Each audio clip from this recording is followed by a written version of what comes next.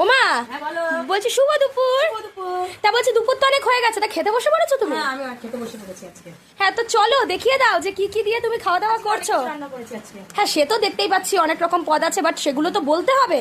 আসো দেখিয়ে দিই। তো চলো। গরম গরম তো ঝরঝরে ভাত আছেই। হ্যাঁ হলো। হ্যাঁ তার সাথে ডাল আছে। ভাই ডাল তো থাকতেই হবে এখন। ডালের সাথে আলু সেদ্ধ আছে দেখো। একদম মানানসই খাবার, দারুণ লাগে ব্যাপারটা। আবার একটা ডাল আছে। কিসের ডাল আছে এরপর? ইঁচুড়ের ডাল।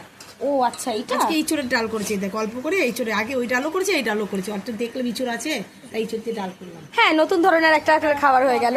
তা ঠিক আছে নিচলের ডাল তো হলো, এরপর কি আছে বলো? এরপর আছে সোয়াবিন, আলু, টমেটো আর পটল দিয়ে একটা তরকারি। হ্যাঁ মানে ওইটা একটা মানে আলাদাই আলাদা taste হয়েছিল। রুটির সঙ্গে খাওয়া দাওয়ার জন্য করেছি। হ্যাঁ। রাতে রুটি খাওয়া হবে হ্যাঁ। তার জন্য এটা করে দিতেছি। এটা আমরা একটু দুপুরে খেয়ে নিলাম। হ্যাঁ ঠিকই আছে। তো এই তো হলো, এরপর কি আছে বলো?